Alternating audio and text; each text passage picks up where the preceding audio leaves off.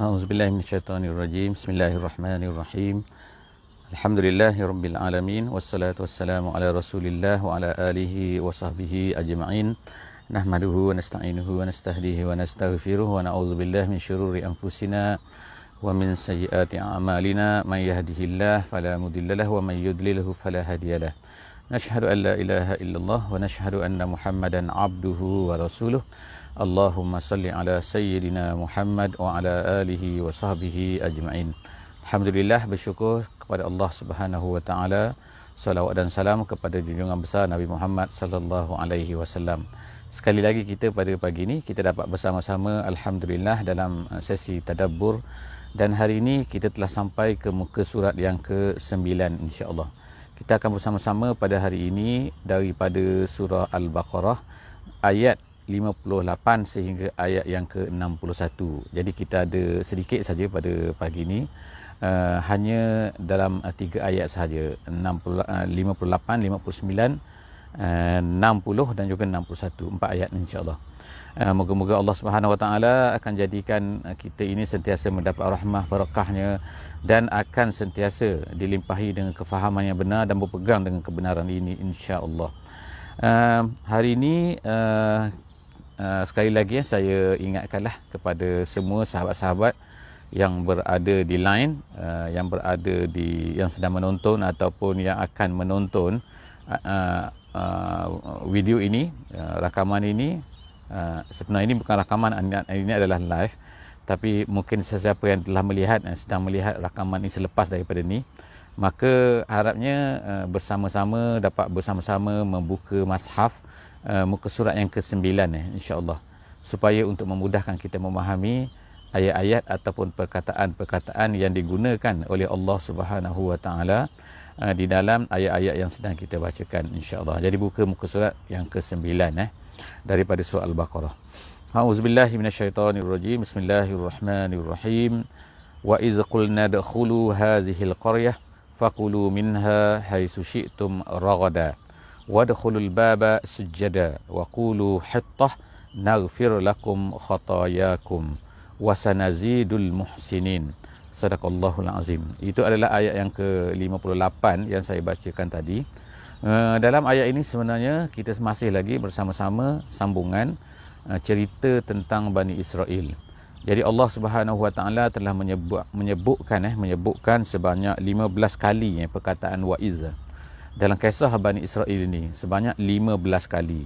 Jadi setiap satu daripada waiz itu sebenarnya adalah nak merefer kepada nikmat-nikmat yang telah Allah Taala berikan kepada Bani Israel. Sangat banyak sekali Allah Taala sebutkan perkara-perkara yang telah diberikan kepada Bani Israel, tetapi semua nikmat-nikmat tersebut diingkari, tidak dipatuhi, tidak disyukuri oleh Bani Israel. Jadi nak menunjukkan apa yang dilakukan oleh Bani Israel ini merupakan satu perkara yang tidak sepatutnya setelah mereka ni mendapat nikmat. Allah Subhanahu wa taala dalam masa yang maknanya secara sindirannya lah kepada kita semua umat Islam ni pada hari ini, jika sekiranya kita mendapat nikmat daripada Allah Subhanahu wa taala, satu perkara yang sepatutnya kita lakukan ialah bersyukur. Bukan hanya bersyukur maknanya dengan mengatakan alhamdulillah sahaja, tetapi artinya ialah bersyukur dengan melaksanakan perintah Allah Subhanahu wa taala, kembali ke taat kepada Allah Subhanahu wa taala, mematuhi apa yang diminta oleh Allah Subhanahu wa taala untuk kita lakukan. Jadi itulah erti syukur, dan kita Allah Taala memberi seolah-olahnya di sini adalah bukan seolah-olahnya makna adalah warning, amaran daripada Allah Subhanahu wa taala kepada kita semua supaya kita jangan jadi seperti apa yang telah terjadi kepada Bani Israel. Tetapi of course lah, apa yang kita lihat pada hari ini, banyak daripada orang Islam telah meniru ataupun telah mengambil bentuk-bentuk ini, iaitu mereka ni telah seolah-olahnya berperangai sebagaimana perangai Bani Israel yang telah Allah Taala sebutkan. Jadi kita tengok pada hari ini dalam muka surat yang ke-9 ni, Allah Taala berkata ketika kami berkata, iaitu ingatlah nikmat Allah Taala kepada Bani Israel ini ketika kami berkata udkhulu hazihil qaryah. Jadi kata-kata ini disebutkan oleh ulama tafsir adalah kata-kata yang diungkapkan oleh Nabi Musa alaihissalam kepada Bani Israel setelah daripada mereka ni, ataupun ada yang katakan bahawa sebenarnya ungkapan inilah ungkapan Nabi mereka melalui lidah salah seorang daripada nabi mereka, iaitu Yusha' bin Nun. Jadi mereka ini telah disesatkan oleh Allah Subhanahu Wa Taala. Maksud disesatkan ni, Allah Taala tidak menjadikan mereka dapat keluar daripada padang pasir tu yang dipanggil sebagai padang pasir Tih dipanggil. Kita panggil Tih, Tih sini TAH, TIH, tapi Tih gitu.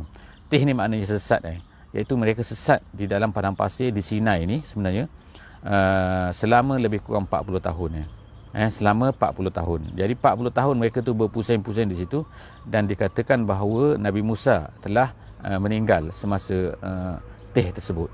Lalu digantikan oleh nabi yang lain, dan dikatakan bahawa nabi tersebut adalah Yusha' bin Nun. Yusha' bin Nun, salah seorang daripada nabi.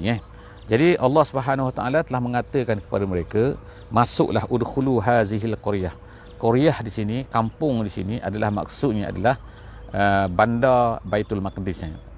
Ataupun ada setengah-setengah mengatakan bahawa bandar yang dimaksudkan di sini adalah Ariha. Ariha di sini ialah dalam bahasa Inggeris yang disebut Jericho.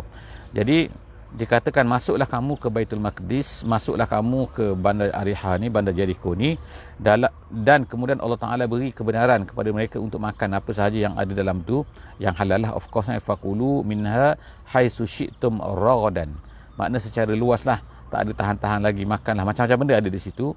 Jadi mereka boleh makan, Allah Taala benarkan mereka makan. Kemudian Allah Taala perintahkan kepada mereka, wadkhulul baba sujada, dan hendaklah kamu masuklah. Al-bab di sini adalah salah satu pintu daripada tu. Kemudian masuk ikut pintu, jangan masuk ikut melalui tingkap dan sebagainya. Masuk ikut pintu, sujada, dalam keadaan sujud. Dalam keadaan sujud kepada Allah Subhanahu Wa Taala, maknanya dalam keadaan tunduk, dalam keadaan menyerah diri kepada Allah, bersyukur dengan apa yang telah diberikan oleh Allah Subhanahu Wa Taala. Wa qulu hittah, dan hendaklah kamu berkata. Allah Taala memerintahkan mereka ni supaya berkata hittah. Hittah ni artinya ialah moga-moga Allah Taala ampunkan dosa kami. Itu maksud dia. Tapi apa yang berlaku ialah sebaliknya. Kita akan lihat sebentar lagi. Apakah yang dikatakan oleh Bani Israel ini. Jadi Allah Taala minta kepada mereka ni supaya masuk dalam keadaan sujud, tunduk kepada Allah. Kemudian berkata hittah, ya Allah ampunlah kami. Naghfir lakum khotoyakum. Allah Taala kata dia akan ampunkan dosa-dosa kamu. Kalau kamu buat macam sebagaimana yang diminta, maka Allah Taala akan ampunkan dosa-dosa kamu. Wasanazidul muhsinin, dan kemudian Allah akan tambah lagi. Orang-orang yang baik ni Allah Taala akan beri lagi pahala kepada mereka, beri lagi pahala kepada mereka. Tapi apa yang berlaku dalam ayat 59 Allah Subhanahu Wa Taala ceritakan bahawa Bani Israel ini tidak melaksanakan apa yang diminta oleh Allah Subhanahu Wa Taala kepada mereka. Bahkan apa yang berlaku ialah fabaddalal ladzina zalamu qawlan ghairal ladzi qila lahum. Sebahagian daripada mereka. Jadi dikatakan oleh ulama tafsir bahawa mereka ni terbahagi kepada dua. Ada di kalangan mereka ni ramai di kalangan mereka yang zalamu. Allah Taala sifatkan mereka ni dengan zalamu. Kerana apa? Kerana mereka baddala. Baddala ni maknanya ganti. Ganti ni maknanya mereka ubah. Ubah apa? Allah Taala minta kepada mereka supaya masuk ke Baitul Maqdis ataupun Ariha tadi ni, Jericho tadi ni, dalam keadaan sujud. Allah Taala dah beri kepada mereka kemenangan. Jadi sepatutnya mereka sujud kepada Allah Subhanahu Wa Taala, menyerah diri kepada Allah, ingat kepada nikmat Allah Subhanahu Wa Taala dan sebagainya. Tetapi mereka telah ubah. Fabaddalal ladzina zalamu qawlan ghairal ladzi qila lahum. Disuruhnya sujud dalam keadaan sujud, tapi mereka masuk bukannya dalam keadaan sujud tapi dalam keadaan bongkaknya dan sebagainya. Macam-macam ada ada yang kata mereka ni ialah mengheret punggung mereka dan sebagainya, bentuk-bentuk yang disebutkan tu. Dan kemudian apabila dia disuruh berkata apa? Hittah maknanya ya Allah ampunlah kami, tapi mereka ubah perkataan tu. Mereka tak gunakan perkataan hittah, tapi mereka gunakan perkataan lain yang hampir-hampir serupa dengan hittah tu, tetapi maknanya jauh daripada apa yang disuruh oleh Allah Subhanahu Wa Taala. Jadi ini yang berlaku. Jadi oleh kerana itulah maka fa anzalna 'alal ladzina zalamu rijzan. Maka Allah Subhanahu Wa Taala kata, maka kami telah turunkan ke atas mereka tu rijzan. Rijzan ni ialah azab, ialah balasan ke atas mereka kerana mereka zalim ni. Dikatakan salah satu tafsir dia kata azab di sini adalah taun yang telah terkena kepada mereka dengan cepatnya merebak, dan akhirnya 70,000 daripada mereka mati. Jadi banyak kali dah mati sebelum daripada ni, dah ribu-ribu dah mati, yang sekarang mati lagi 70,000 disebutkan oleh setengah ahli tafsir kerana sakit taun tersebut. Rijzan itu makna rijzan Kemudian minas sama, daripada langit. Balasan daripada langit atas kesalahan, kejahatan mereka itu.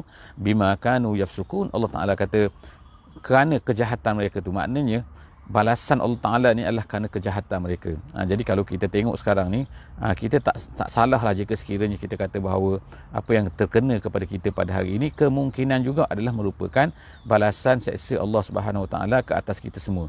Kerana kita ni zalim, kerana kita ni fasik, kerana kita ni mungkin manusia yang hidup pada hari ini kan, kadang-kadang makan tak menentu, makan apa saja yang tidak dibenarkan oleh Allah Subhanahu Wa Ta'ala, minum apa yang tidak dibenarkan oleh Allah Subhanahu Wa Ta'ala, melakukan maksiat sana sini dan sebagainya, maka Allah Ta'ala kirimkan perkara-perkara yang sedang kita berlaku pada hari ini. Jadi tidak mustahil, tidak kita katakan bahawa bagi kita orang Islam ni, ianya telah terkena kepada Bani Israel itu, iaitu rijzan. Fa'anzalna 'alal ladzina zalamu rijzan minas sama'. Balasan daripada langit kan. Seksa daripada langit, bima kanu yafsukun. Seterusnya ialah Allah Subhanahu Wa Taala habis tu cerita tentang masuk ke dalam kota, masuk ke dalam kota Baitul Maqdis ataupun Jericho tadi tu. Kemudian Allah Subhanahu Wa Taala terus kemudian menceritakan seterusnya, apakah lagi perangai Bani Israel ini, apakah lagi nikmat yang telah Allah Ta'ala berikan kepada Bani Israel ini, dan bagaimana kita lihat bagaimana mereka ini kejahatan-kejahatan Bani Israel terhadap Nabi-Nabi mereka. Kita tengok ayat 60 sekarang 60, iaitu Allah Subhanahu Wa Ta'ala berkata lagi, wa izistasqa, dan ingatlah ketika istasqa ni maknanya meminta hujan jadi Saqi untuk air, maknanya air. Dari bil istasqa ialah meminta air, meminta air.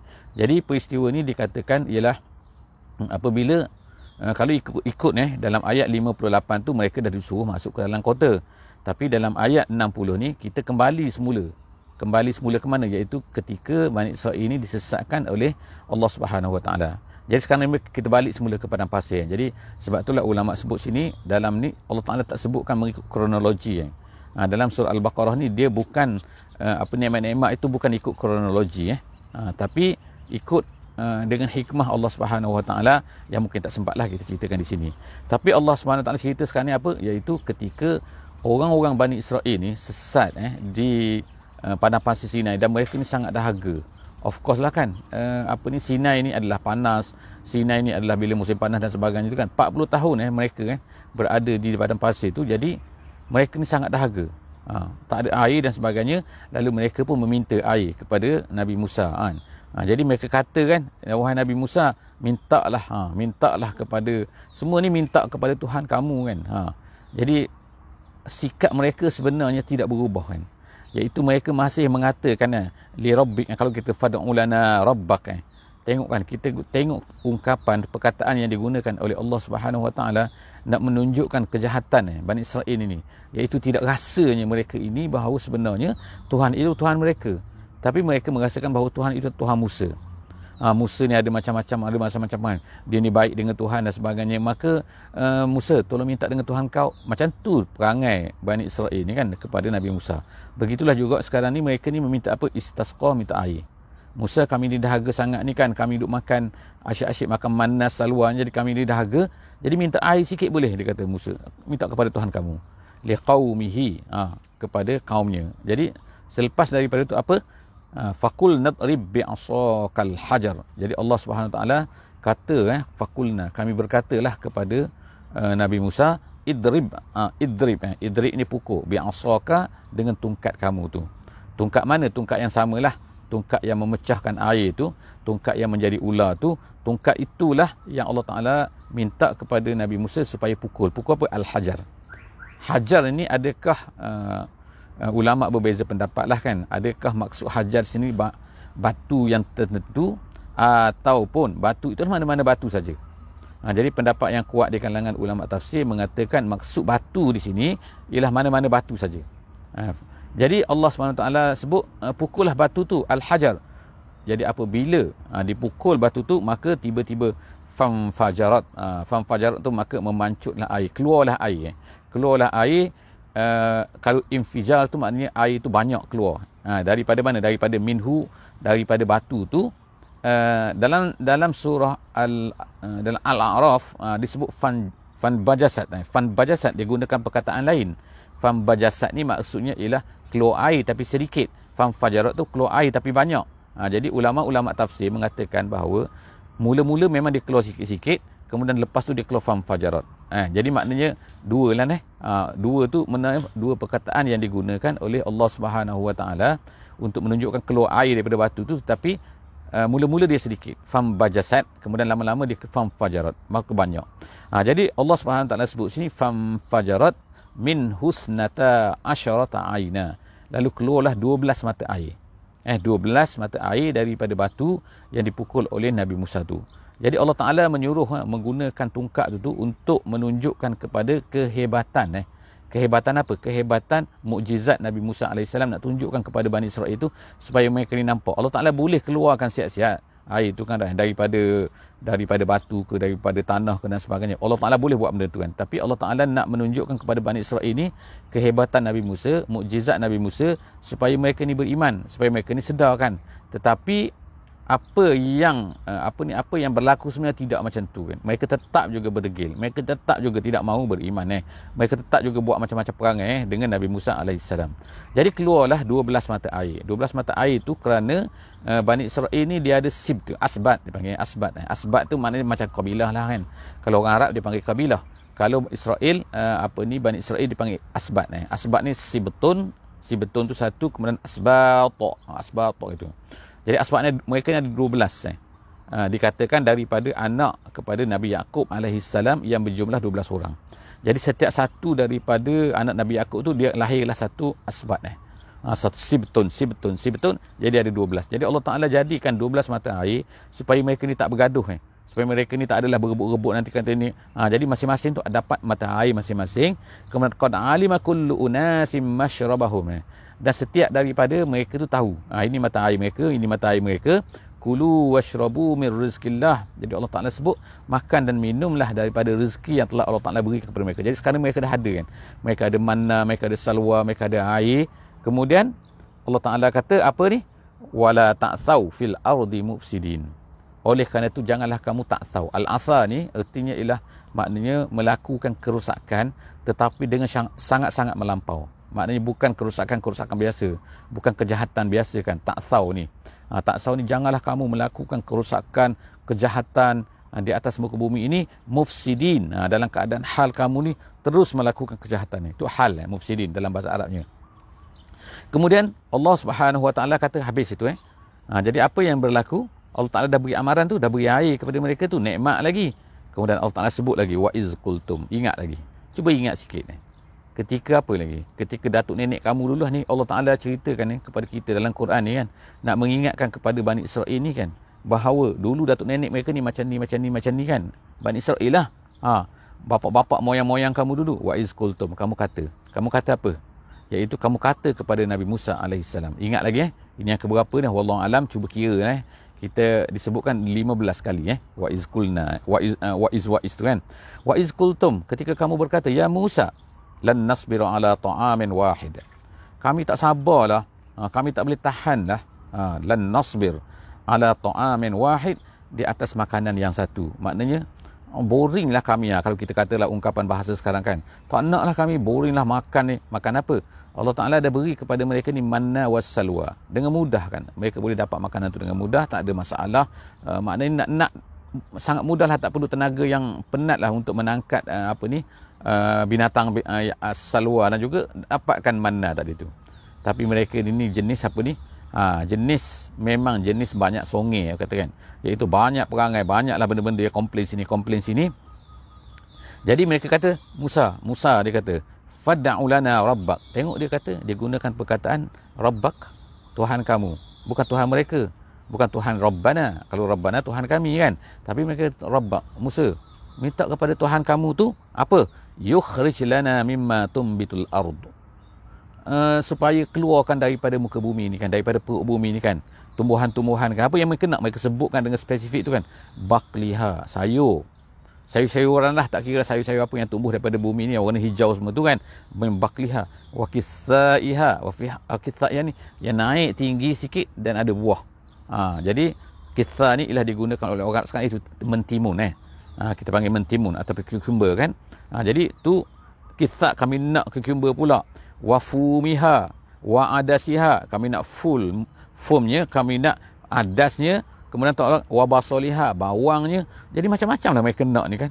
Apalah mereka ni kan. Jadi itu semua tu mereka minta tu kan, semua tu tu adalah 5 jenis benda yang mereka nak minta. Itu makanan-makanan ni memang mana ada di padang pasir kan. Jadi Allah Ta'ala dah beri kepada mereka tu kan, yang mudah tadi, tapi mereka tak nak. Jadi apa dikata oleh Nabi Musa kepada mereka?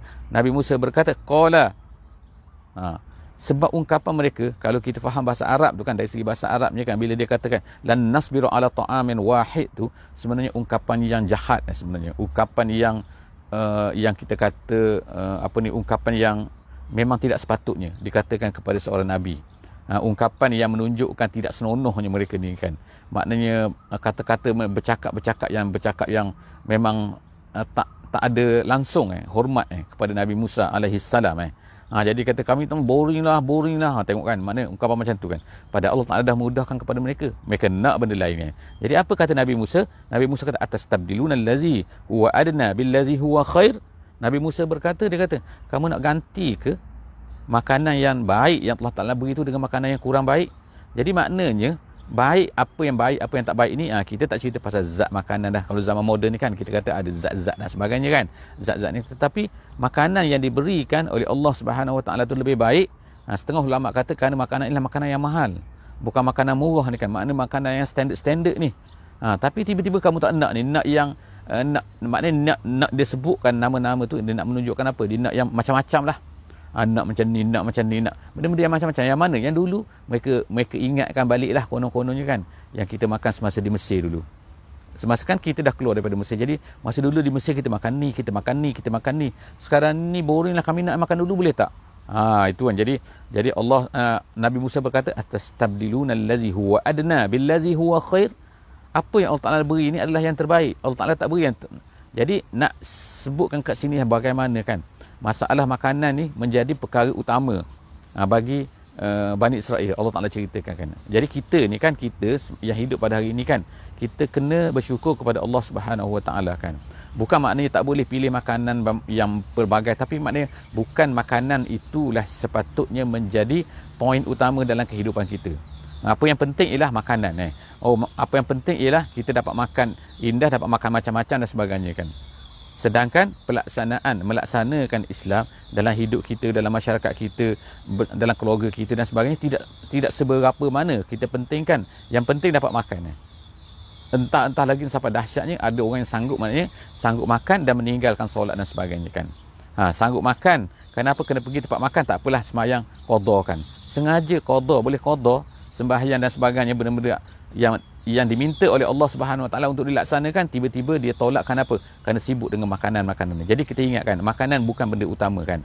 Jadi diajak oleh Nabi kita sallallahu alaihi wasallam kan, maknanya makan sekadar mana kan, makan bukanlah sampai kenyang dan sebagainya, makanlah 1/3 daripada yang diperlukan oleh kamu dan sebagainya. Banyaklah benda-benda yang Allah Taala sebutkan tentang makanan ni, yang Allah Taala ajar Nabi kita. Nak katakan bahawa secara tidak langsung di sini, iaitu janganlah makanan itu menjadi benda utama dalam hidup kita kan, yang menentukan pergerakan kita, menentukan buat ni apa tak buat ni. Tapi yang penting dalam hidup kita ialah kita kena fikirkan, adakah kita ni melaksanakan Islam ataupun tidak. Kita buat Islam ataupun tidak. Apa yang Allah Ta'ala suruh ni kita buat ataupun tidak. Bukannya makan tak makan tu, makan apa tu penting kan. Makan apa tu penting kan. Sehingga kita ni dipanggil tafannun. Tafannun ni maknanya berseni-seni dalam makanan, dengan sebagaimana yang berlakulah di kalangan manusia pada hari ini, yang kebanyakannya adalah manusia-manusia yang tidak beriman. Biasanya adalah ataupun manusia-manusia yang mana melupakan Allah, melupakan perintah Allah Subhanahu Wa Taala. Jadi insya-Allah kan kita ambil pengajaran daripada sini kan. Jadi Nabi Musa berkata ihbitu Misron. Kalau macam tu, kamu turunlah di Mesir. Kamu turun di Mesir sini. Misron di sini ialah dengan baris 2 iaitu nak menunjukkan bukan negeri Mesir. Pendapat ulama tafsir di sini bukan negeri Mesir, tapi maksud Misron sinilah bandar-bandar di mana tempat manusia ramai duduk, mana ramai tinggal, yang mana ada macam-macam yang kamu nak tu. Ihbitu Misron. Maknanya sekarang ni mereka ni dalam padang pasir. Jadi kamu pergilah, pergi carilah bandar tu kan. Fa innalakum ma sa'altum. Kerana di sana tu apa yang kamu nak tu ada di sana. Kamu boleh pergilah ke pasar, kamu belilah sayur, apa bawang kamu nak beli. Jadi Allah Subhanahu Wa Taala maknanya menceritakan ungkapan Nabi Musa ni dalam keadaan marah sebenarnya kan. Pergilah kamu nak pergi. Dah katakan. Wa duribat alaihimuz zillah wal maskanah. Jadi mereka telah diberikan kehinaan, dicampak dengan kehinaan, dipukulkan dengan kehinaan. Penggunaan ayat itu sangat cantiklah dari segi bahasa Arabnya. Bila Allah Ta'ala kata waduribat alaihimuz zillah wal maskanah wa ba'u bi ghadabin min Allah. Jadi mereka pun balik. Maksudnya balik ini mendapat kemarahan Allah Subhanahu Wa Ta'ala.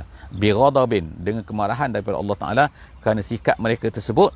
Zalika bi annahum kanu yakfuruna bi ayatillah, kerana mereka ini kufur dengan tanda-tanda Allah Subhanahu Wa Ta'ala. Allah Ta'ala dah tunjuk dah banyak dah kan. Jadi umat Islam ni jaga-jaga kan. Allah Ta'ala dah tunjuk dah banyak dah tanda-tanda kurnianya, nikmatnya kepada kita semua kan. Tapi kalau kita kufur, kita boleh panggillah kufur nikmat dan sebagainya, tapi kita tolak kan, kita tak rasa bahawa semua benda tu adalah sebenarnya daripada Allah Subhanahu Wa Ta'ala. Apa yang dibuat oleh Bani Israel lagi? Wa yaqtulunan nabiyyin bighairil haqqi. Mereka telah bunuh kan. Jadi maknanya bila kita sebutkan Bani Israel telah membunuh nabi-nabi mereka, yes, betul. Mereka telah membunuh Nabi Zakaria, mereka telah membunuh Nabi Yahya, dan kemudian mereka nak bunuh Nabi Isa pula kan. Siapa yang nak bunuh Nabi Isa ni? Bani Israel kan. Bani Israel sendiri, orang Yahudi kan. Jadi kita nampak kan bahawa bagaimana kejahatan-kejahatan mereka ni kan. Berganda kan. Allah Ta'ala suruh mereka tak buat. Allah Ta'ala kata macam ni, Allah Ta'ala kirimkan Rasul mereka nak bunuh dan sebagainya. Zalika bima asaw wa kanu ya'tadun. Itu semua oleh kerana mereka ni asaw. Asaw tu maksiat iaitu melanggar perintah Allah Subhanahu Wa Ta'ala, dan mereka ini Allah Ta'ala kata ya'tadun wa kanu ya'tadun, mereka ini melampaui batas lari daripada apa yang disuruh oleh Allah Subhanahu Wa Ta'ala. Jadi alhamdulillah, setakat itu saja hari ini yang dapat kita lihat daripada muka surat yang ke-9, surah Al-Baqarah ayat 58 sehingga ayat 61 insya-Allah. Jadi moga-moga kita akan dapat insya-Allah dalam sesi-sesi seterusnya selepas daripada ini insya-Allah, esok, lusa dan seterusnya. Dan wallahu a'lam bissawab. Setakat itu saja kita tangguh sesi kita pada pagi ini dengan membaca tasbih kifarah dan juga surah Wal Asri. Bismillahirrahmanirrahim. Subhanakallahumma wa bihamdik nashhadu an la ilaha illa anta nastaghfiruka wa natubu ilaik. Bismillahirrahmanirrahim. Wal asri innal insana lafi khusr illa allazina amanu wa amilus solihat wa tawasaw bil haqqi wa tawasaw bis sabr. Wassalamualaikum warahmatullahi wabarakatuh.